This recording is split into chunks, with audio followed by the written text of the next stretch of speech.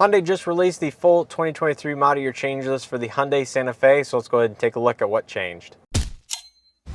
So before we begin, I just want to note that I will be going over every Hyundai model in terms of 2023 model year changes, so if you're curious about any of the other Hyundai lineup, make sure to check out the channel for all those videos. So starting off with the Santa Fe, Hyundai has discontinued the SEL with convenience package. Now this matches what they were doing with the Palisade, so you either get a base SEL or an SEL with premium package. So moving on to the exterior changes, I'll go ahead and throw this up on the screen so you guys can follow along with me, as there's quite a few accent and trim pieces changes in terms of the color and stuff like that. So starting out, the black grille is now available on the SE, SEL, and XRT trim levels. The silver painted front bumper accent is available on SE, SEL, along with the silver painted front and rear lower skid plate accents and the black lower door garnish. So the silver grille, the chrome front and rear bumper accents, the chrome lower door garnish, and the chrome front and rear lower skid plate accent is now on the SEL Premium, Limited, and Calligraphy models. The satin chrome door handles, the acoustic laminated front glass, and the puddle lamps are available on the SEL and higher trim levels. So moving on to the interior and convenience features,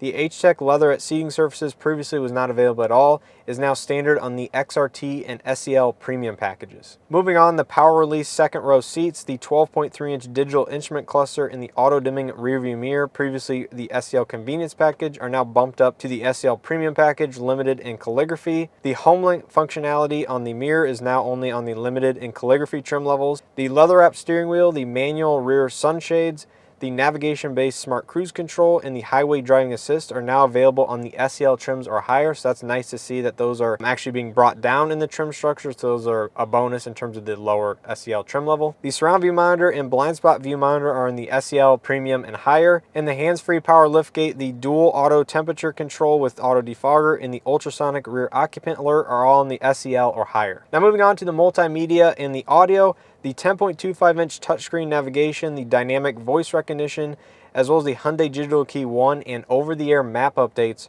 are all standard on the SEL or higher trim levels of the Santa Fe. Now it's really cool to see that over-the-air map updates are now becoming standard as long as the vehicle is equipped with the 10.25-inch navigation system on 2023 and newer vehicles. So that's really cool to see that you can just do it now over the air instead of having to do it via USB. And moving on to the hybrid version of the Santa Fe, there's a couple changes here as well.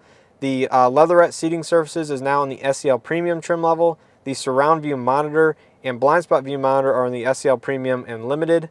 The navigation-based smart cruise control and the highway driving assist 1 is now standard equipment on all hybrid electric Santa Fe's, as well as the 10.25-inch navigation with dynamic voice recognition and over-the-air map updates are also now standard equipment on all hybrid electric Santa Fe's. And one last thing to note in terms of colors, the Hampton Gray, Calypso Red, and Stormy Sea is now available for all hybrid electric Santa Fe's, where they were previously only available on the internal combustion engine vehicles. So that's pretty much going to do it as far as changes go for the Santa Fe in the 2023 model year. If you guys found this video helpful, please hit that like button. Again, if you want to check out any of the other Hyundai lineup and the changes for the 2023 model year, go ahead and check out the channel and find the videos you're looking for. Now, we don't know pricing yet for the Santa Fe, but overall I think it's a win in terms of a lot of these features are being brought down in the trim level to the SEL or XRT or higher, but there are some changes going up the trim levels in terms of like the digital instrument cluster, the auto dimming rear view mirror, and the power release second row seats are going up to the SEL Premium where they were